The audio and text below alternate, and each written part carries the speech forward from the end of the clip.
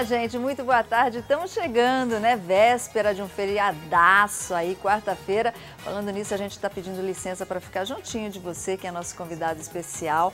Você pode participar do nosso programa sempre, deixando sua pergunta, sua crítica, sua sugestão pelo 9711-1313, porque a gente está aqui juntinho de você. Feriadão tá aí, mas a gente vai estar a semana toda junto de você, né? E por falar em estar junto, a gente está junto de você que tem um sonho. Gente, a gente recebeu tantas cartinhas, tantos e-mails já. Você tem um sonho de ser mãe, mas você não consegue engravidar? Então, pois é, pela primeira vez, a primeira vez na TV brasileira, um concurso vai mudar a vida de um casal. Dá uma olhadinha. Todos temos uma vontade, um desejo, uma realização. Muitas vezes o maior deles é querer ser mãe. Se você acredita no seu sonho, nós também acreditamos. O Falando Nisso vai fazer parte da sua vida. Uma família que ainda não tem filhos será escolhida para fazer um tratamento de reprodução assistida e, quem sabe, realizar um sonho de família. Oferecimento: Laboratório Oswaldo Cruz. Saúde com qualidade. Fone 3946-3711. Gente, então, se você tem sonho, né, de ter um filho, você não pode ter filho, o casal não pode ter filho. A gente vai tentar realizar esse seu sonho. Então, você tem que mandar uma carta para a Avenida Mário Galvão, 463, no Jardim Bela Vista, aqui na sua telinha, o endereço, tá? Ou manda um e-mail para a gente, falandonisso@tvbandvale.com.br, conta a sua história. No Facebook do Falando Nisso está lá todo o regulamento, dá uma olhadinha para ver se você pode participar. A gente vai escolher um casal que com certeza aí vai conseguir realizar o sonho de ser papai e ser mamãe. Bom, Pedro Mariano, vamos começar com a nossa mensagem, né? E tem gente que fala, mas não faz nada, porque falar é fácil. Quando a gente tem palavras aqui na nossa cabeça que expressam a nossa opinião. Muitas vezes, nem sempre a nossa opinião, mas falar é muito fácil. Agora, o que é difícil é a gente expressar por gestos e atitudes o que realmente a gente quer dizer. O quanto a gente quer dizer antes que a pessoa vá-se embora. Por que você está fazendo essa mensagem hoje, Sol? Porque tem uma pessoa que escreveu para a gente e ela perdeu o pai. E ela não conseguiu pedir perdão para o pai antes dele morrer. E ela se arrepende muito disso. Então, que tal, ao invés de você ficar falando que vai fazer, você vai e faz. Porque a gente não sabe o dia de amanhã. E aí você evita isso, o arrependimento, né? Bom, Luquinha, mas isso não tem nada a ver com o nosso assunto, né? E aí, Solange, o assunto de hoje eu tenho certeza que vai ajudar muita gente a entender o que é tique e toque. O que é um toque? O toque é... não sei.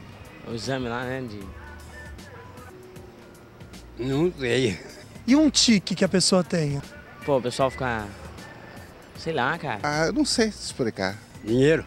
Tanto toque quanto tique, eles têm tratamento? Olha, ajuda sempre há, né? Tem, né? Eu acho que sim, né? Tem tratamento, sim. Bora saber qual é esse tratamento com a Solange? É com você, Sol.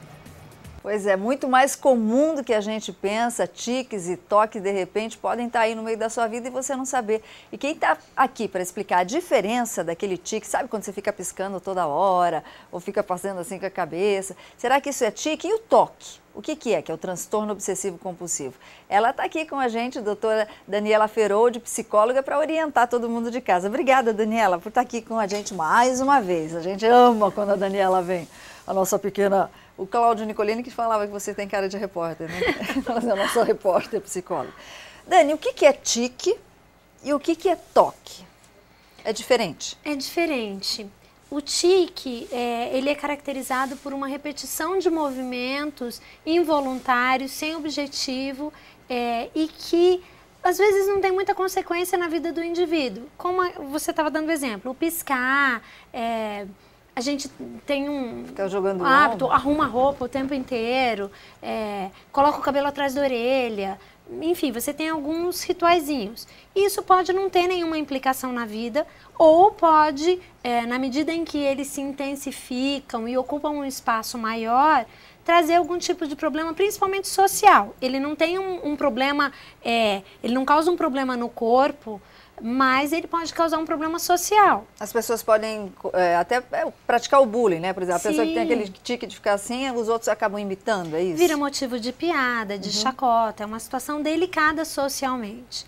O TOC é um quadro diferente, ele é caracterizado por obsessões e compulsões, daí, né, transtorno obsessivo compulsivo. As obsessões são os pensamentos intrusivos dos quais eu não consigo me livrar. E a compulsão, a necessidade de ter uma ação para anular esse pensamento. Então, são questões diferentes que podem se cruzar em algum momento, mas que, via de regra, ocorrem independentemente. A pessoa que tem o TOC, né, que é o transtorno obsessivo compulsivo, você falou do pensamento, que ela não consegue se livrar daquele pensamento. Isso a gente pode encaminhar também para o lado, por exemplo, afetivo? Aquela pessoa que não consegue esquecer o ex-relacionamento, o ex-parceiro e quer de qualquer jeito resolver a situação, seja por bem ou por mal. A gente vê tanto crime passional. Isso tem a ver, não? Você pode ter um pensamento obsessivo fixado numa determinada pessoa, isso não necessariamente é TOC. A gente já conversou sobre ciúme patológico, né, que vai passando por essa vertente muito mais do que a questão do TOC. Normalmente o TOC está ligado a um movimento psíquico complexo, porque tem uma necessidade de ação por questões emocionais, e mesmo que o indivíduo identifique que aquilo não tem sentido. Então, por exemplo, eu preciso virar a fechadura da porta 3 vezes, senão a minha mãe pode morrer. O indivíduo sabe que não tem relação entre uma coisa e outra, mas ele não consegue se livrar dessa ideia. Então, ele verifica lá, gira a maçaneta 3 vezes. Girar a maçaneta 3 vezes tem pouco impacto na vida. Agora, você imagina alguém que fica 3, 4 horas lavando as mãos ou não consegue sair para trabalhar porque tem que ficar voltando para verificar alguma coisa, ou perde tanto tempo na organização que não consegue ter uma outra ação no dia.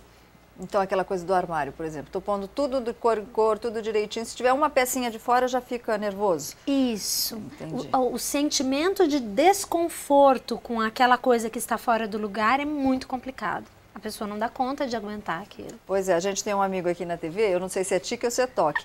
Ele fecha a porta do carro, ele fechou e é automática, trava as 4, mas ele tem que conferir as 4.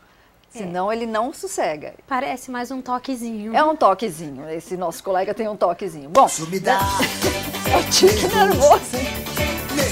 Pedro Mariano, tá cheio de gente com tiques e toques aqui. E vamos saber se tique pode ser mania também, tem alguma coisa nesse sentido? Sabe aquelas pessoas que guardam coisas que nunca mais vão usar, mas coisas que, por exemplo, tampa de garrafa, que não vai usar para nada, mas tem que estar guardado? Será que isso pode ser algum problema também? Daniela está aqui para explicar para a gente, mas vamos conferir as notícias da redação.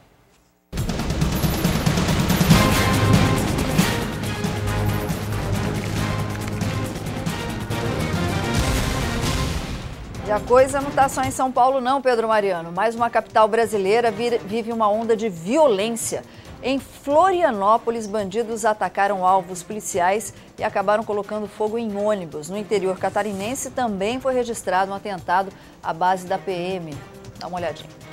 A onda de ataques deixou a população assustada na capital catarinense, no Vale do Itajaí. Na Grande Florianópolis, criminosos incendiaram 3 ônibus, um carro da Polícia Civil e uma viatura da PM. Em Blumenau, outro coletivo foi queimado por bandidos e uma base da Polícia Militar foi atingida por tiros. Também é uma ação que está sendo investigada, está sendo analisada pelo nosso setor de informações, juntamente com aquelas ações que aconteceram em Florianópolis, para ver se existe uma relação de fato entre esses 2 casos nas 2 cidades. Os atentados começaram por volta das 10 horas da noite de ontem. 2 homens atearam fogo nesta viatura na 2ª delegacia de Florianópolis. 1 hora depois, 3 jovens entraram neste ônibus e ordenaram que todos os passageiros descessem. Em seguida, incendiaram o coletivo. Um adolescente foi detido e levado para a 6ª delegacia da capital. O jovem é um dos suspeitos de participar dos ataques.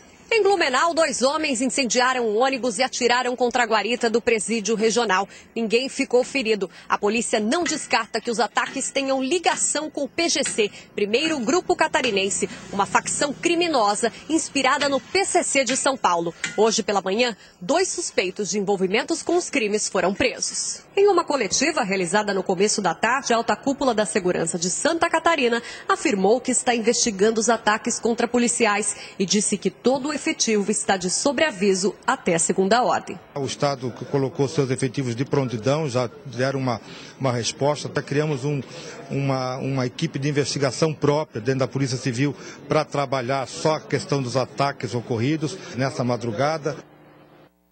Pois é, não é só São Paulo não, parece que a coisa está se espalhando. Aí eu volto a falar, cadeia tem que ser cadeia mesmo e não benefício de lei. Prender o cara 10 anos e soltar, ele fica só 1 ano e pronto, acabou. É por isso que acontece o que está acontecendo. Bom, em 45 internos, vocês viram aí que teve um menor que participou desses ataques. 45 internos fugiram ontem da Fundação Casa na zona leste de São Paulo. 2 funcionários foram agredidos, até agora 17 menores foram recapturados. A reportagem é de Marcelo Bittencourt.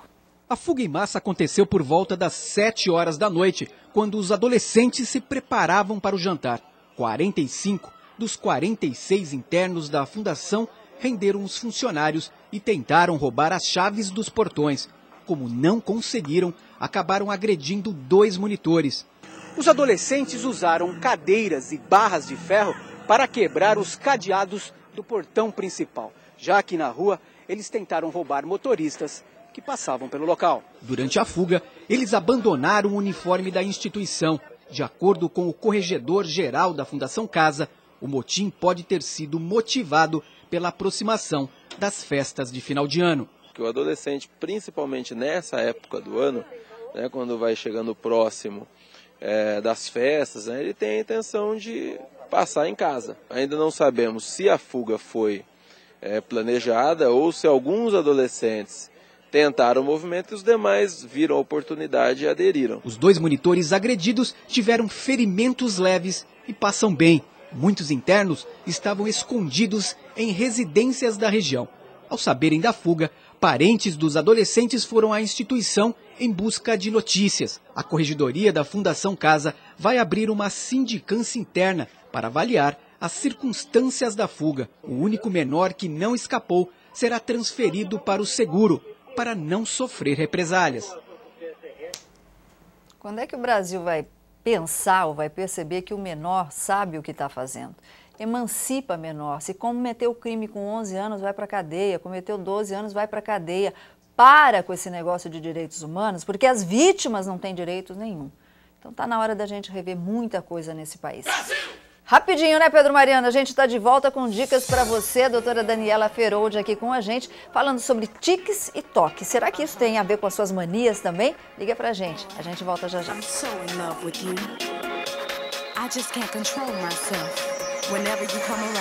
Tomando um beijo e um grande abraço para a humanidade, que são todos um só. Somos todos um só.